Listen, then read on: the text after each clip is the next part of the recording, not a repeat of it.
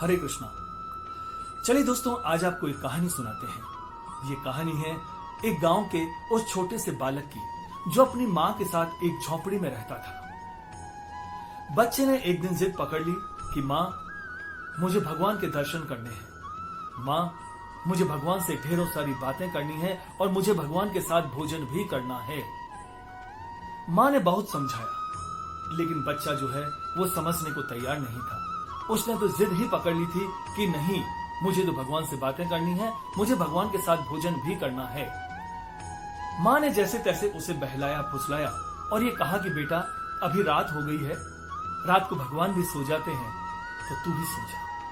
जब सुबह होगी तो सुबह जो हमारे घर के बाहर जो नदी का तट है, उस तट के किनारे तुझे भगवान जो है वो जरूर मिलेंगे। मां के इसी भरोसे के साथ बच्चा सो गया और जब सुबह उठा तो उसी भरोसे के साथ उसने मां से फिर कहा, मां चल जल्दी से तू खाना बना दे, क्योंकि भगवान भी मेरा इंतजार कर रहे होंगे जिस तरह मैं भगवान का इंतजार कर रहा हूं। मां ने जैसे तैसे भोजन तैयार किया और भोजन की एक पोटली बनाकर उसको दे दी। बच्चा बहुत खुश था।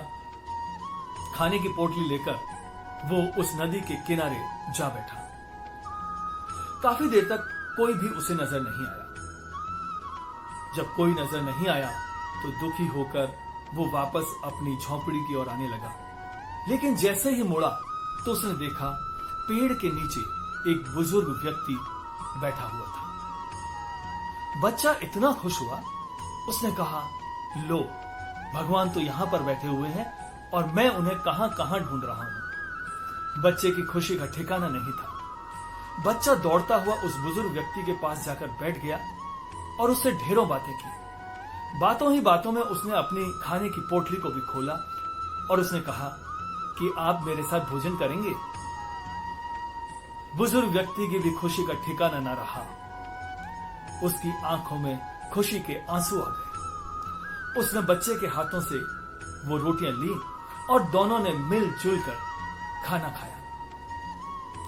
बच्चा दौड़ता हुआ, खुश होता हुआ वापस अपनी मां के पास जाकर मां के गले लग गया। मां से कहने लगा कि मां, तू सच कहती थी कि भगवान मुझे जरूर मिलेंगे, और पता है, आज मुझे पेड़ के नीचे भगवान बैठे हुए मिल भी गए।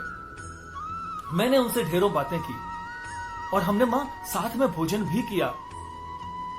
मां, भगवान बहुत बुजुर्ग हो गए हैं, उनकी सफेद दाढ़ी आ गई है, लेकिन वो फिर भी मुझसे मिलने आए। और वहीं दूसरी तरफ वो बुजुर्ग व्यक्ति अपने गांव पहुंचा। गांव पहुंचकर उसने अपने परिवार के लोगों को इकट्ठा किया और कहा कि देखो, तुम सब मुझे मना करते थे ना कि भगवान नहीं मिलेंगे, लेकिन आज मेरी तपस्या पूरी हुई और भगवान ने मुझे बाल रूप में दर्शन दिए।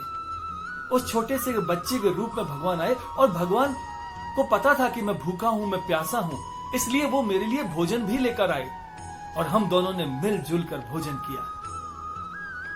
दोस्तों, इस कहानी का सार यही है कि आपके और हमारे अंदर ईश्वर का वास है, लेकिन जरूरत इस बात की है कि हम अपनी आंखें खोलें, हम अपने मन के दर्पण को खोलें और दूसरे व्यक्ति के अंदर भी ईश्वर की छवि को देखें। तब जाकर आपके अंदर वो तपस्या, वो साधना और वो विश्वास जागृत होगा जो भगवान के प्रति आपके अंदर है।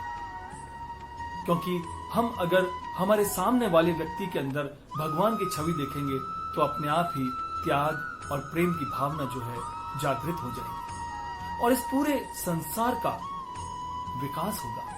हम सब मिलजुल कर प्रगति करेंगे। नहीं तो एक दूसरे के स्वार्थ के प्रति हम एक दूसरे को काटते रहेंगे, मारते रहेंगे, लूटते रहेंगे। तो आइए आज हम यही प्रण करते हैं कि हम सभी एक दूसरे व्यक्तियों के अंदर ईश्वर की छवि को देखें और उसकी पूजा करें। तब जाकर हमारा जीवन भी सफल होगा।